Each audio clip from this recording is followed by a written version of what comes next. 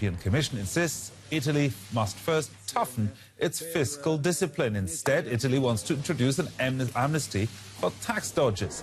In terms of national debt, Italy is second only to Greece in the EU.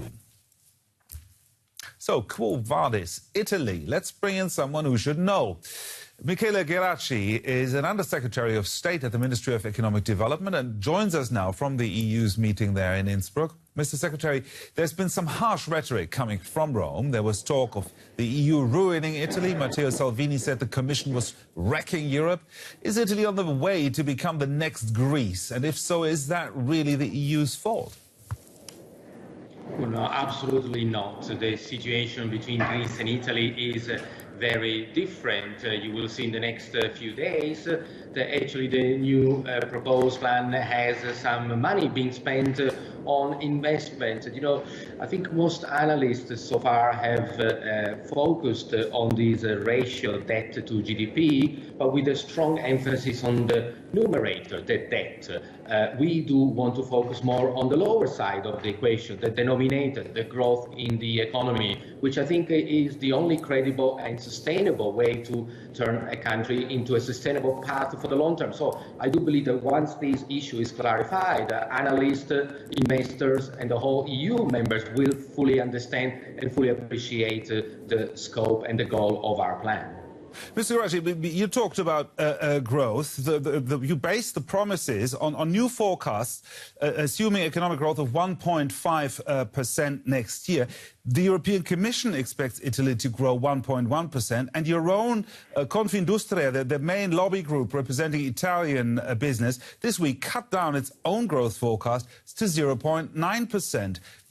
Is that are you still believable there?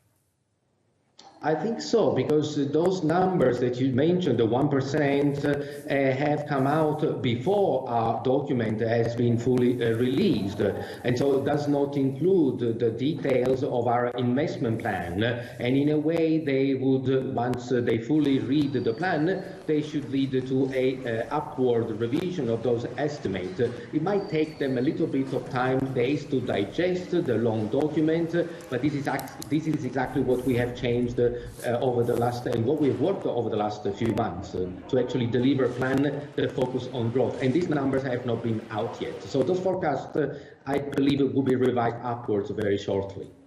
Okay. Your government has made a lot of promises before the elections and in the budget, welfare to the poor, an unpaid tax amnesty and pensions reforms, and it looks like it can't finance them. Does that prove that populist parties are having a tough time to adjust to real-world economics? Well, I don't think so, because you see the plan that we have, for example, for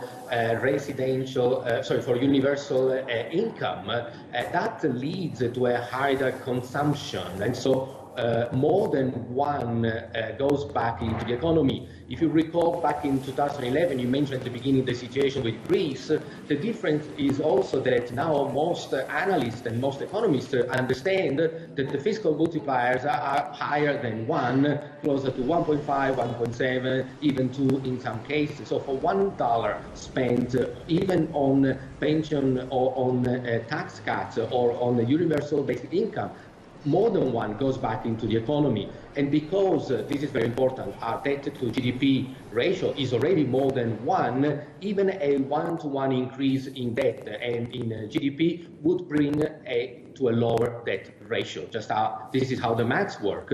But again, the multiplier is not 1, it's even higher than that. So the improvement is much more substantial. Investors are already selling Italian debt. Borrowing is already getting more expensive. Do you think, for Italy, do you think your government is doing a good job there, or all in all? You're making it difficult for yourself right now. Well, you know, the short term may be a bit turbulent because the market, as we said, they need to digest the full extent of the reforms and the plan, and it's not a one-page document, it's quite a long document. So we give time to the market to digest. But do notice that while we have had an increase in the yield over the last few days, actually we have had a incoming of foreign direct investment into industrial companies. We have one of the longest historical white goods manufacturer in Italy, Candy, being bought by Haier. We had Versace being bought. A few days ago, we had a traditional motorcycle company, Motomorini, being bought. So what do we witness is a little bit of turbulence in the financial market, and specifically on the bond market, but very strong interest in the real economy, in M&A. And this is exactly very good news for people that focus, as I said, on the GDP side of the equation. Mr. Geraci, very briefly, if you can, what's your feeling at the meeting there in Innsbruck? Are you getting support from your colleagues there? Well, today we discussed reforms of the WTO, trade wars, what the role of Europe can be, and in a way some optimism came out because whilst the US and China do argue on tariffs, Europe can play a very important role being out of this war. We still have one of the biggest economies, even if growth is not as high, of course, as does of the Asian markets, but Asia remains a very strong market for us, and this is for us an opportunity. Thank you very much, Michele Geraci, Under-Secretary of State at the Ministry of Economic Development in Rome. Thank you. Bye-bye. Canada is hosting senior ministers from 13 nations later this month to discuss the future of the World Trade Organization. However, only ministers